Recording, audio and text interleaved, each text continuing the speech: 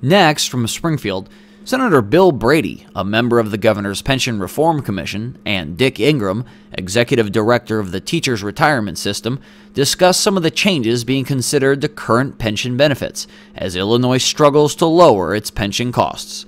This runs about 35 minutes. So one of the things that's front and center, as we alluded to earlier, is the public pension system in the state of Illinois, graded generally as the worst funded in the nation.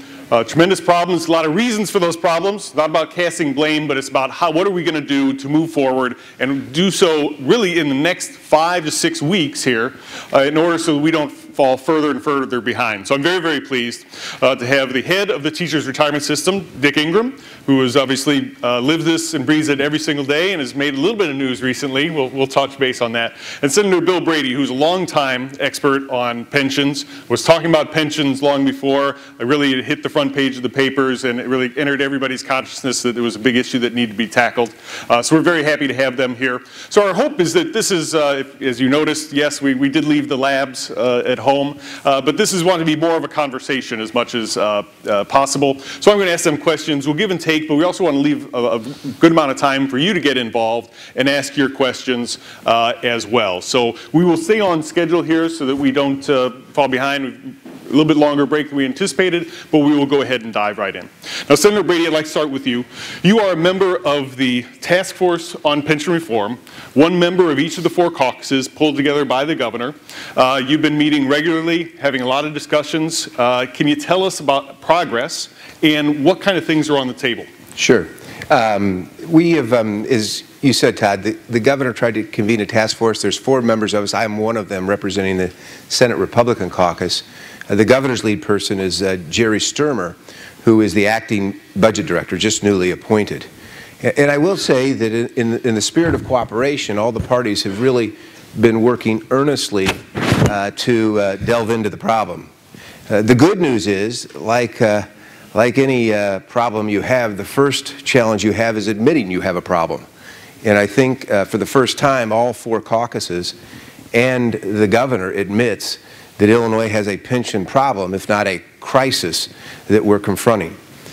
We've worked to bring everybody up to speed, and we have worked to define exactly what the numbers are. It's over $80 billion in the best of scenarios, and we also have this problem of the Illinois Constitution and its interpretation by varying individuals on what we can and cannot do. I think to set the record, about 2 years ago, we put in place what we call a Tier 2 system, which moved all prospective employees into a different type of system that had a more normalized retirement age, contribution, benefit package, that really isn't part of the problem anymore, other than maybe we've got some tests with Social Security and Illinois revenue standards. But the bulk and the majority portion of the problem, the unfunded liabilities that I've spoken of, are created due to existing retirees, annuitants, those that are inactive, and those that are employed prior to the implementation of what we call the Tier 2 system. The fact of the matter is we pay out over $8 billion a year in benefits through the pension systems. It's going to require nearly $6 billion in contributions from the state alone. And if we don't solve this crisis, if we don't stabilize the system, it will implode, or it will implode the rest of state government. We began by asking those that believe we have a constitutional challenge exactly what could be done to overcome that constitutional challenge. It seems to be a consensus that if we enter into a contractual obligation where those existing employees in Tier 1, retirees and others, opt for a benefit alteration in exchange for something else, that it would meet the Constitution and that we could do that. The premise has been that there has to be a contractual interchange between those that are in Tier 1 and the employer of those that are in Tier 1. Crafted around that, we asked the union leaders what would be their highest priority, what they would want to see. And in so doing, in exchange for benefit reforms and contributions, they came back and said, to their credit, we would like to see 30-year GASB funding of the unfunded liabilities. which is fiscally prudent and responsible. So we have agreed to engage in the discussion that our goal is to put our liabilities in a position so that in 30 years they're no longer there, that we will not have saddled our children and grandchildren with this problem. Doing so obviously requires some alterations. The two biggest alterations that we have are increased contribution on the part of the employees and, frankly, limiting the COLA from what is now a 3% compounded guarantee to a much more realistic level based on other plans and inflation. Tier 1 COLA is 1/2 of 1% or 3%, whichever is less. And we think that's much more realistic. The Tier 2. The Tier 2, excuse me, thanks. And so we think applying that. If we provide a mixture of these alterations, we believe we can bring the system into a position where we can strengthen it and it can provide without imploding the state government. I will say to you that some of my colleagues on the other side of the aisle have suggested that we ought to offload these liabilities onto the school boards, community colleges, and state universities. I'm opposed to that.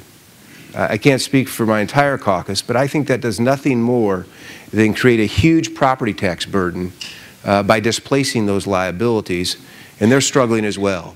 Frankly, it's not their problem that we're in this position.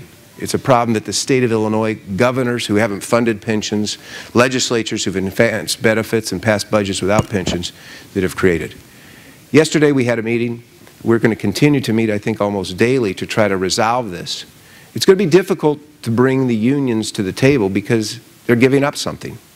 But at the end of the day, we have to do what's right for the people of Illinois. I think we're heading in the right direction, and I think there's great promise that we can get something done before we adjourn at the end of May. Okay. Dick, your board took what I think is a very unusual position just recently and passed a resolution. And I want to go ahead and quote from the resolution here, that the fiscal situation of the state has deteriorated to the point that the board no longer has confidence that the state will be able to meet its existing and future funding obligations. Obviously, that's a very, very strong statement and really calls into question the future of the system. I'll put you on the spot a little bit. We'll get it out of the way. You got some press recently as well. Is that as a result of this opinion that you called into question whether COLAs for even existing retirees or something that had to be on the table, which I had not heard before. Do you want to speak to that and, sure, and really just kind of fully explain where the board's coming from? Sure. I think the important thing to understand is the context within which that resolution was passed. And the context, I'll simply state it in personal terms. We have a fiduciary obligation as a board of trustees and me as an executive director to every member of our system equally, 362,000 people in Illinois. We have the same obligation to the 85-year-old retiree as we have to the 55-year-old who's thinking about retiring and the 25-year-old who's just starting their career. And what I tell folks is my youngest son is a teacher in New Hampshire. And if he was a 25-year-old teacher in Illinois as opposed to a 25-year-old teacher in New Hampshire, I couldn't look at him across the dinner table and say, I can guarantee that you're going to get your pension. And balancing that fiduciary obligation is what led us to the resolution that you described. And essentially what it says, in addition to the accurately quoted language there, is several things. A, there's a problem, a big problem that requires action now. And that response to that problem needs to be framed by some of the things that Senator Brady just referred to. First and foremost, we need to stop using Illinois statutory pension math because it's hooey. We need to use real actuarial math. We are the only state, the only statewide systems in the country that follow this crazy stuff. So, getting on GASB funding over 30-year amortization of your unfunded liabilities. Let the actuaries be actuaries. They have never had the opportunity to calculate what the correct contribution should be in any one year as long as we've been in existence. And we've never received anything close to an actuarially sound contribution in any one year in our existence. So that's the first thing. Use the real math and not the statutory math. Second thing is we need to have guarantees that the funding that is required will in fact be paid, because that is what has created the circumstances that exist today. The underfunding that the Senator referred to for TRS over the last 30 or 40 years is $15 billion. Now, we have returned, on average every year for the last 30 years, 9.3% on our portfolio. So I'm sure there's a bunch of smart people in the room out here that say 9.3% compounded on $15 billion. I think the problem goes away. And if we had been fully funded every year, in our existence, we wouldn't be having this conversation today, because we would be 85, 90% funded. Everybody would be calm, and that would be the end of it. So we need to make sure that we never get back in this circumstance again. And then we heard the Senator refer to Tier 2. And I like to tell people, I'm employee number 2 under Tier 2. I started work at TRS last January, and I signed my contract 2 days before the income tax increase was passed. Thank you very much. That was awesome timing. Don't thank me. No, I wasn't. No, yeah, that's unfair. I'll tell you a story. I'm actually a former chamber executive too, so that's this is an empathetic audience for me. But we have to fix Tier 2, not so much for the individual inequities that exist, and they're significant. My benefit, because it's reduced under Tier 2, only costs 6% of my pay. I'm paying the same 9.4% that all the Tier 1 members are. So that means I'm fully paying for my benefit, which is probably a good thing under circumstances, but I'm also subsidizing everybody else. And if you roll that out on a system-wide basis, in 10 or 15 or 20 years, we actually show what we're calling it a negative normal cost. We don't even know what it means, but essentially it's projecting that we're paying money to the state rather than receiving a contribution from the state.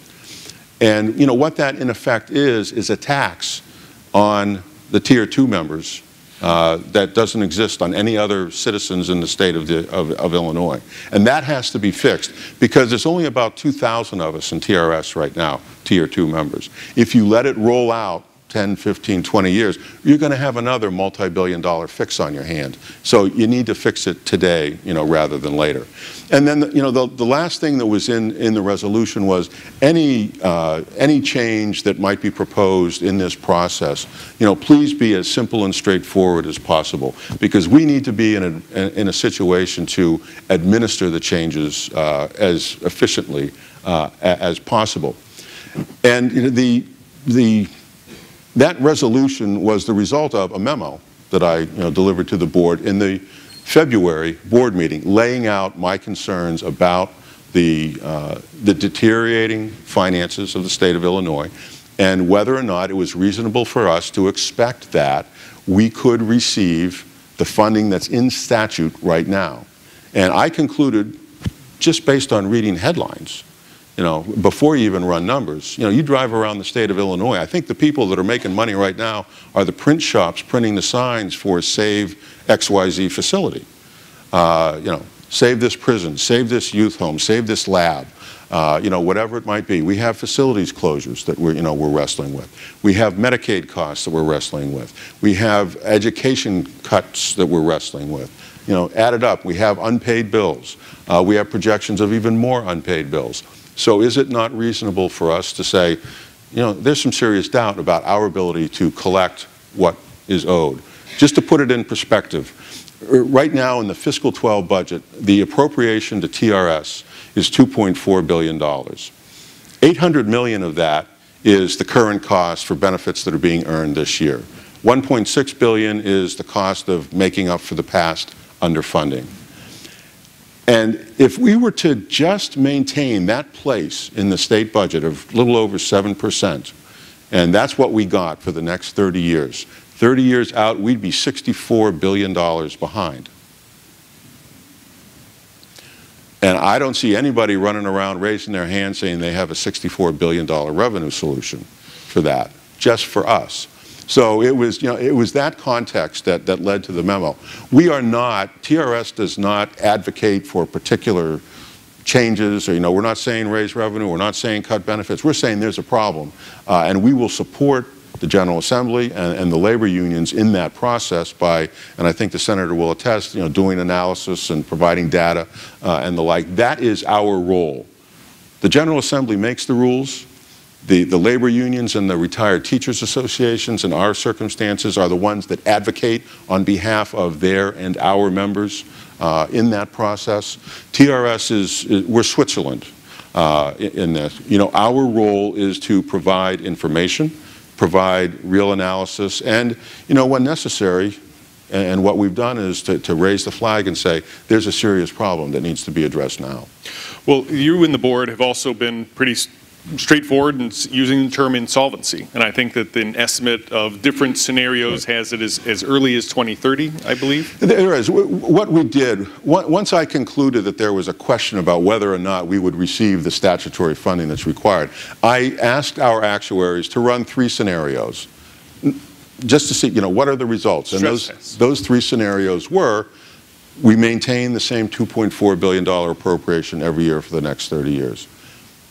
The second scenario was that $2.4 billion appropriation grows, but by 3% per year, which is COGFA's sort of baseline average revenue growth estimate.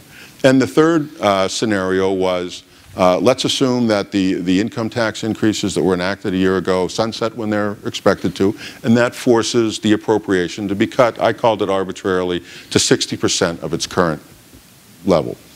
In each of those 3 scenarios, there was an insolvency date. And, whether it's 2030 or 2049 is less important than the fact that there was an insolvency date. And that is what that means as a practical matter is that we do not have sufficient assets to pay the benefits that are due in that year. Related to that, and not to dwell in the negative, we want to get back to the solutions that are favored.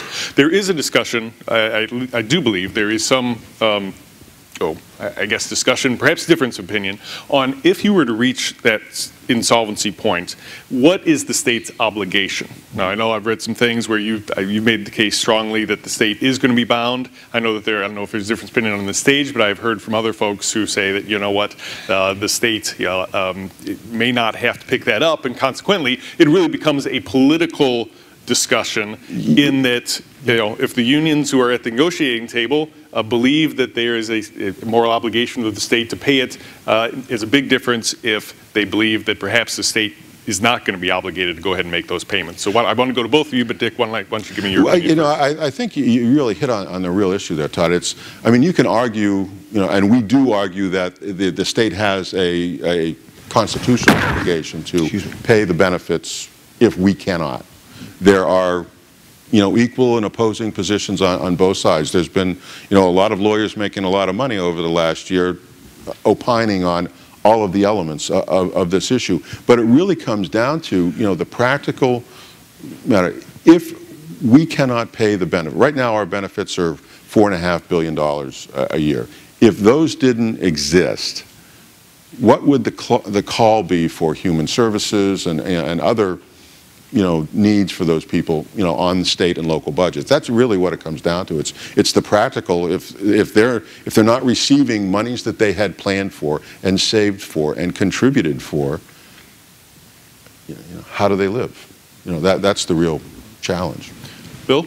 I think, as you alluded to, there's as many opinions on this as there are attorneys involved in the process. You can find them at all ends of the spectrum. The point is that it's important to solve this so that we don't ever reach that point. And it involves around our whole budget catastrophe. Unlike Governor Walker, there are areas in which we can cut Medicaid funding and still provide basic resources to people in the state of Illinois, because we're different than Wisconsin. We've had different issues put in place. And we can reform our pensions so that we don't ever reach that crisis if we're willing to make the courageous decisions, as Governor Walker indicated earlier, to reform this. This is our year. This is our hour to do that. And it just simply has to be done. Because that alternative, the state defaulting on its obligations to people who've paid into the system, is not anything I think any one of us want to see. But to reasonably reform the system so the state doesn't have to do that, and that we don't even call that into question is what we're really about resolving in this case. You alluded to one of the reforms that has caught the attention of a lot of local chambers and I think property taxpayers, as you alluded to, of the shift or the proposed shift, and the governor and the president and Speaker Madigan all seem to be on this on board the program of shifting not of the unfunded liability, which essentially was a state obligation, but going forward, the cost of those pensions would gradually shift to local taxpayers, meaning local school boards, community colleges, what have you. I certainly understand, and I'd say that as we have a policy position that's in all of your packets, that a rapid kind of cram down of that obligation to locals is something that every property taxpayer should be very, very concerned about, and one of the things that we wanted to talk about. The converse side, though, there is a real policy discussion to have on whether school boards that get to set salary, which impacts pension, should have no skin in the game in terms of having to pay for the pension obligation that they've just increased on state taxpayers. So what would you say in response to that argument? There's no question if you were to create a system and you started from scratch, you probably would place that responsibility, but you wouldn't have a huge unfunded burden that you would ask them to assume the investment risk, the mortality risk, and the other risk associated with it, because it clearly, to me, would cause a shift in such a way that would dramatically affect property taxes potentially. So we're not in that purest of motives. Now, as I indicated yesterday, and we tried to deal with this issue several years ago, and there's no question that school districts were writing contracts for employees that would minimize raises until the last few years of their contract, so that it would greatly impact an elevated pension. And it was wrong. But it was easy to do because we bared the burden, they didn't. And financially, if you were looking at it from strictly financial reasons, you would have done what they did. About 10 years ago, we addressed this issue by saying that pay raises over and above a certain level, the school district would have to pick up the increased actuarial unfunding. And we maybe need to look at that as well, because we do have to realize that there's got to be a sense of responsibility for pay raises as they affect pensions. And I'd rather attack it from that than shifting this huge burden to local units of government who really have lived up to their obligations all along, and the risk associated with that.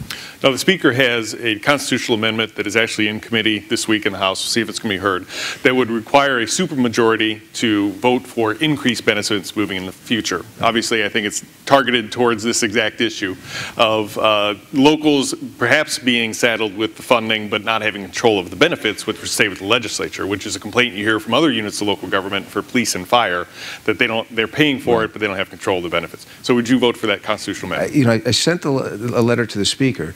I only suggested one amendment. I would support it, but I suggested that we not allow any legislation like that to be dealt with during lame duck sessions, like the one that put the tax increase into place.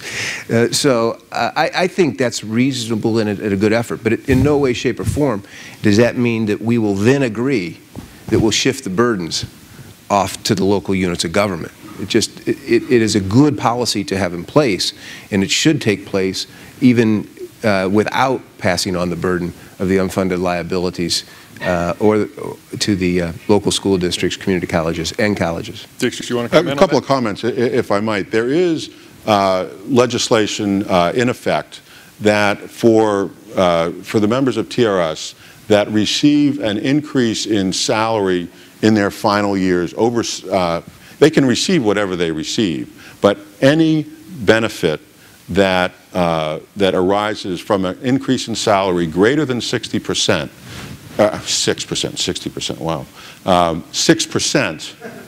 Yeah, that wasn't much of a reform, was it? Any increase greater than 6%, the cost of that remains with the local school district. We send them a bill. When a teacher comes through the door, says, I'm retired and I got 20% over the last 3 years, we say, okay, there's a 14% excess cost for each of those 3 years, and send a bill to the school district. And that is typically a fairly substantial bill, 6 figures or more. So, that is, the impact of that as it gradually works through all of the open contracts and everything is going a long way to minimizing some of those concerns. And I would just note, in terms of the cost shift, it's important to understand that from the point of view of the system, where the money comes from is of less concern to us just on a theoretical basis than how secure that revenue stream is. And, you know, arguably, you know, if you look around at the Illinois Municipal Retirement Fund, they're very well funded because all of their contributions come solely from the local employers that participate in that plan. And they have the authority in statute to enforce collection of those contributions, something that we have lacked, you know, with the state. You know, we can't sue you, we can't, you know, we can pout, but, you know, that's about it. You know, we can't make the state pay Just for the us. record, I've never voted for a budget that didn't fully fund the pension obligation, which means I haven't voted for many budgets. That's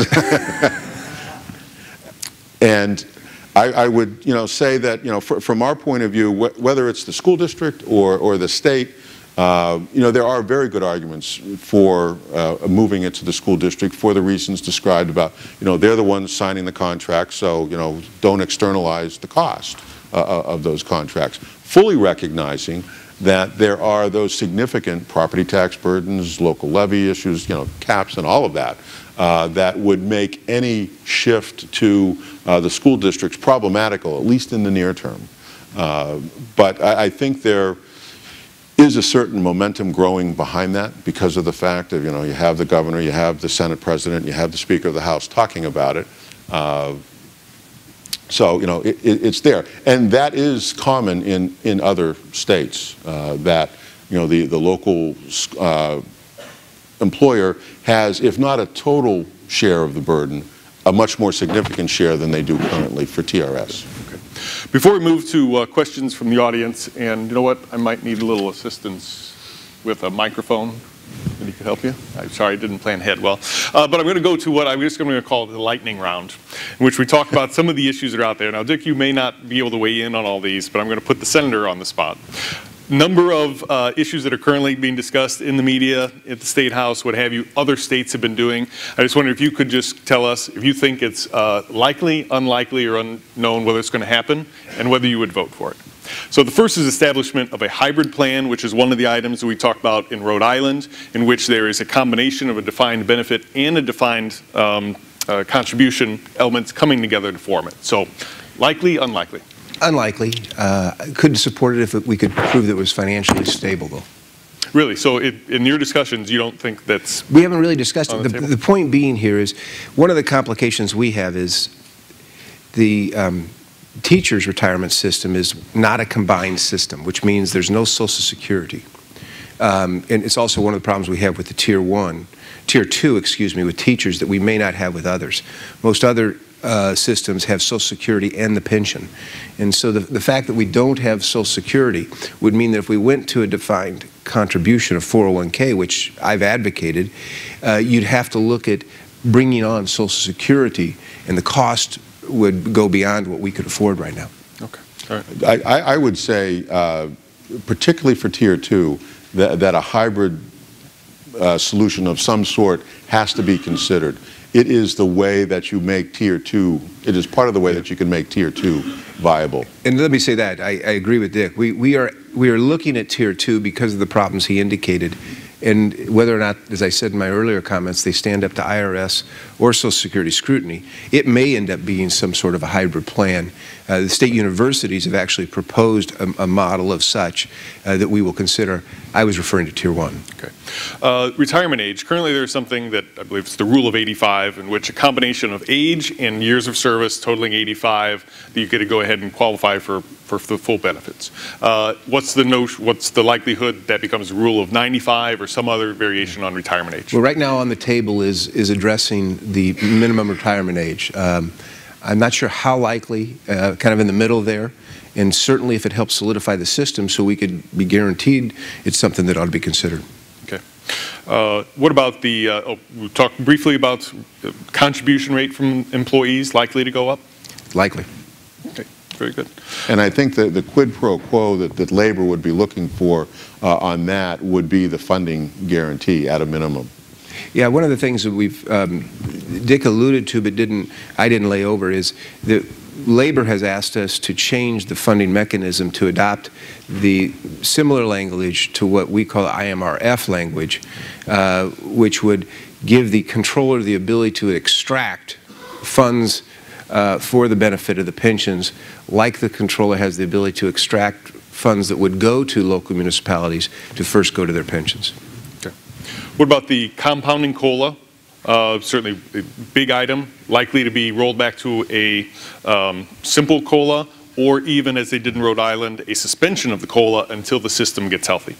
But probably the only two reforms that bring significant changes that make sense under the scope of this contractual exchange between the employer and the state are modifying the COLA and increasing employee contribution.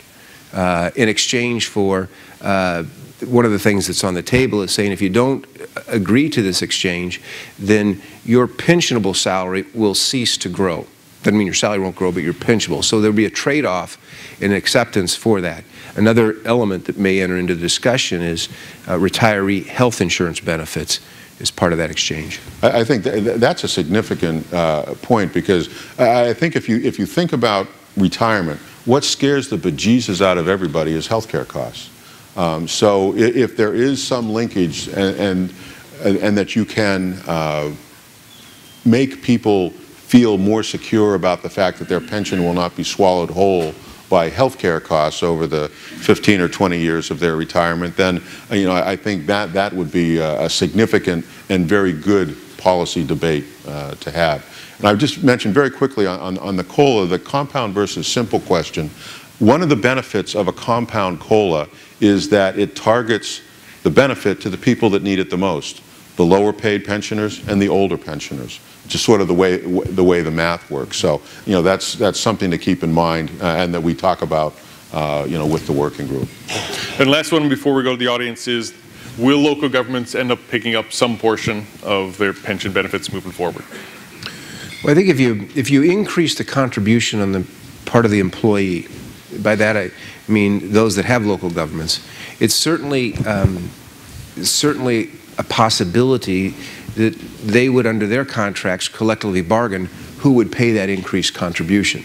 So from that standpoint, you could see a shift to the local governments in the outlying years. There's a big difference between that and shifting the actuarial investment and mortality risk to those local governments, which we're mostly opposed to because of the unknown. But there is a way to shift some of the normal cost by having the employee pay it an increased share and then negotiating that would be there. The other thing that does is if the employer ends up paying part of that, it would give them more incentive to be more responsible in terms of pay raises as they affect pensions. It might be useful for the context of that decision for the audience to understand that for TRS, the cost of the pension for active teachers working this year is a little over 18% of salary. Okay, so it's the statewide payrolls, call it $10 billion. So right around $1.8 billion is the total, what we refer to as normal cost. And if you think of it, call it 18.4 just for ease of the math in my head. Teachers are contributing 9.4% of that, which leaves 9% to be picked up by the school districts and the state. The school districts are paying just under 0.6%. So the state contribution of the normal cost right now is, call it 8.4, 8.5, something like that. What makes it feel lousy, like I said before, is paying off the unfunded in addition to that current cost. So right now, the members are paying a little more than half of the cost of their benefit. That's the baseline we're working from. Okay. All right, we've got time for 2 or 3 questions.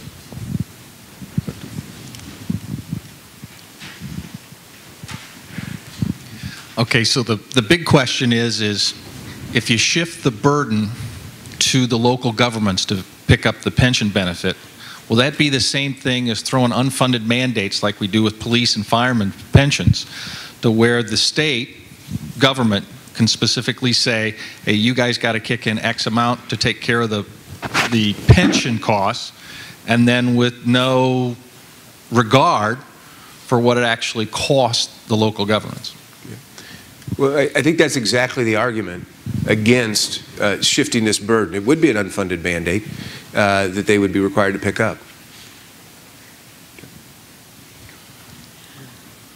I'm a retired school board member, and I can tell you firsthand that the issue of unfunded pensions is not on the radar of school board members. What they're thinking over the past, especially before the change in legislation that limited the amount of pay raises that could be given to retired teachers the last 4 years, they considered this a perk they could give to their teachers, their retiring teachers, that had zero financial impact on the property taxes of the taxpayers of their section of the school district.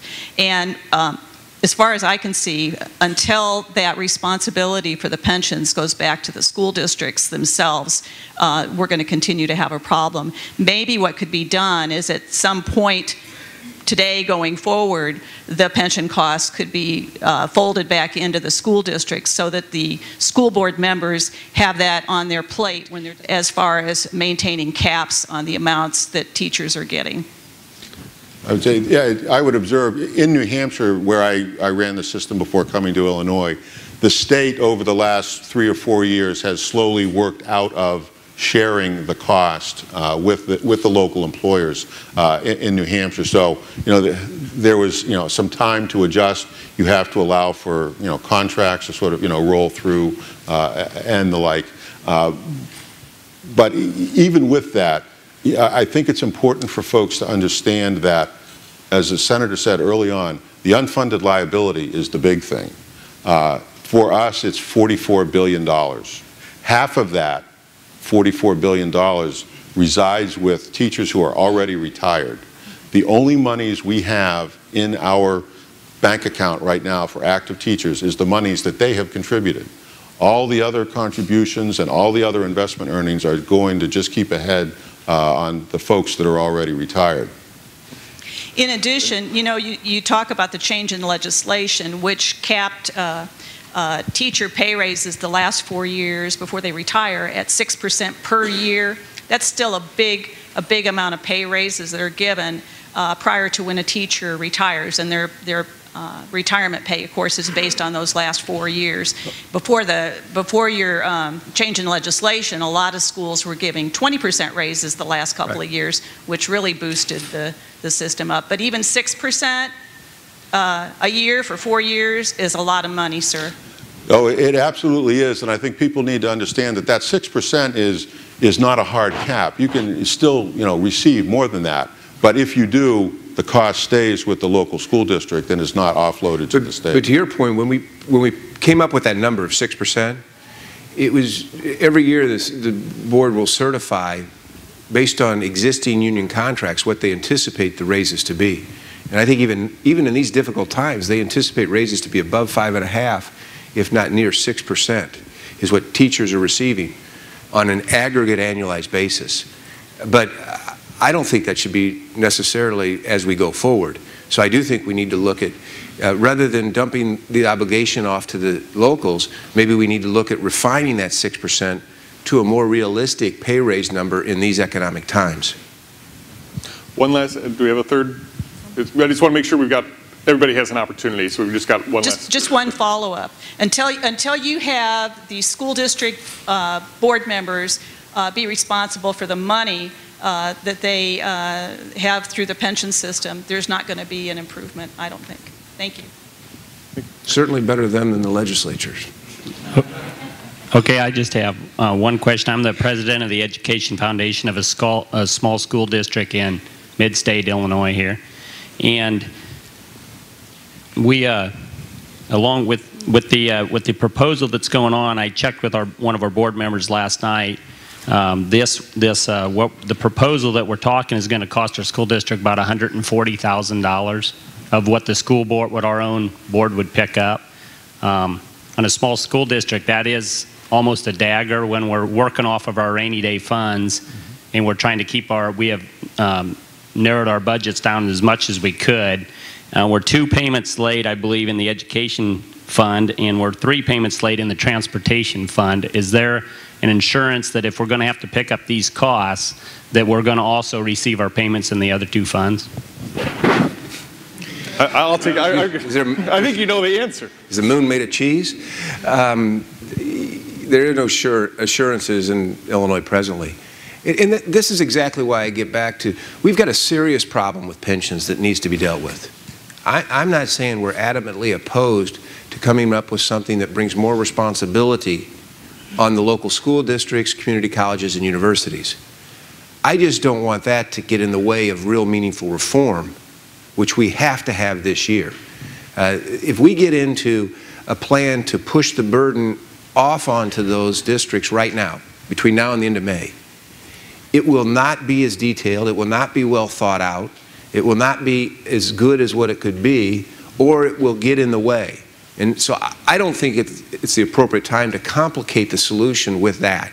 There's real meaningful reforms we can achieve without going to that extent. It doesn't mean that going to that extent is off the table down the road, but let's keep our eye on the ball and not let ourselves get complicated in a process that becomes bigger than we can deal with. Okay, great. All right, well, we're coming up on the noon hour, so we're going to stay on schedule, and perhaps stick around for a couple minutes if you can, and there's some people had questions we didn't get to. But thank you very much, Dick and Bill, for being here. This is a great discussion.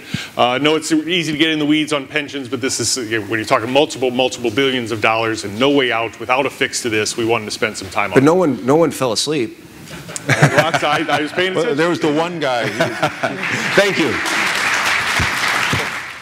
You're watching the Illinois Channel, an independent nonprofit corporation formed to provide gavel-to-gavel coverage of Illinois state government and other public affairs events taking place across Illinois.